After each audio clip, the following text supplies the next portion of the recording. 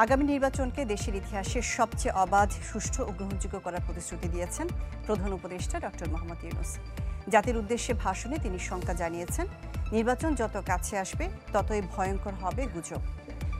এ সময় দেশবাসীকে স্বাধীনতা দিবস ও ঈদের আগাম শুভেচ্ছা জানিয়েছেন প্রধান উপদেষ্টা।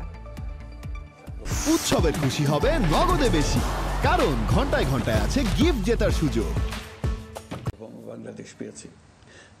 স্বাধীনতা দিবস ও ঈদ উল ফিতর উপলক্ষে জাতির উদ্দেশ্যে ভাষণ দেন প্রধান উপদেষ্টা ডক্টর মোহাম্মদ ইউনূস। শুরুতেই ১৯৭১ সালের ২৫শে মার্চ কাল রাতের ভয়াবহতা, মুক্তিযুদ্ধে শহীদ ও ২৪শে জুলাই গণ অভ্যুত্থানে নিহতদের প্রতি শ্রদ্ধা জানান।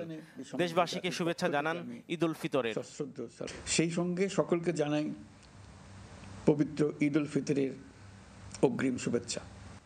প্রধান উপদেষ্টা বলেন, রমজান সহ বছর জুড়েই দ্রব্যমূল্য নিয়ন্ত্রণে রাখার সুফল পাচ্ছে দেশের মানুষ। ধ্বংসপ্রাপ্ত অর্থনীতিতে স্বস্তি এনে দেয়ায় কৃতজ্ঞতা জানান প্রবাসীদের প্রতি।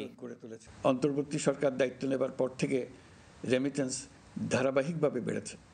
ফেব্রুয়ারি মাসে রেমিটেন্স প্রবাহ রেকর্ড গড়েছে, প্রায় ২৫% বৃদ্ধি পেয়ে $২.৫ বিলিয়ন পৌঁছেছে। রেমিটেন্স যোদ্ধারা আমাদের দেশের অর্থনীতি গড়ার বীর সৈনিক। তাদের জন্য প্রক্রিয়াগত যেসব বিষয় রয়েছে সেগুলো সহজ করে দেওয়া আমাদের দায়িত্ব। আবারও নির্বাচনের সম্ভাব্য সময় উল্লেখ করে ডক্টর ইউনূস বলেন, আগামী নির্বাচনকে ইতিহাসের সবচেয়ে অবাধ, সুষ্ঠু ও গ্রহণযোগ্য করতে চায় অন্তর্বর্তী সরকার। দেশের রাজনৈতিক দলগুলো খুবই ইতিবাচকভাবে সংস্কার কাজে সাড়া দিয়েছে। এবছর ডিসেম্বর থেকে আগামী বছরের জুনের মধ্যে নির্বাচন হবে। আমরা চাই আগামী নির্বাচনটি বাংলাদেশের ইতিহাসে সবচেয়ে অবাধ, সুষ্ঠু ও গ্রহণযোগ্য নির্বাচন হবে। এই জন্য নির্বাচন কমিশন সব ধরনের প্রস্তুতি নিতে শুরু করেছে। রাজনৈতিক দলগুলো ব্যাপক উৎসাহ উদ্দীপনায় নির্বাচনের জন্য তৈরি হতে শুরু করবে বলে আশা করছি। প্রধান উপদেষ্টা জানান, জুলাই গণহত্যার বিচার এদেশের মাটিতেই হবে।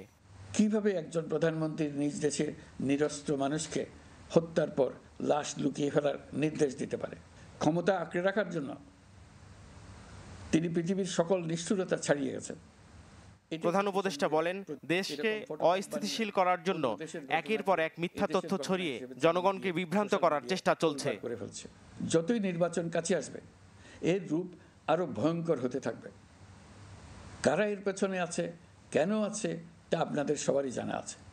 আমরা এই গুজব ও মিথ্যা তথ্যের প্রচারণা রোধ করতে জাতিসংঘের সহযোগিতা চেয়েছি। বিশ্ব মানচিত্রে বাংলাদেশকে অনন্য উচ্চতায় নিয়ে যাওয়া সরকারের লক্ষ্য বলেও জানান ডক্টর মোহাম্মদ ইউনূস। সবাইকে স্বাধীনতা দিবসের অভিনন্দন জানাচ্ছি।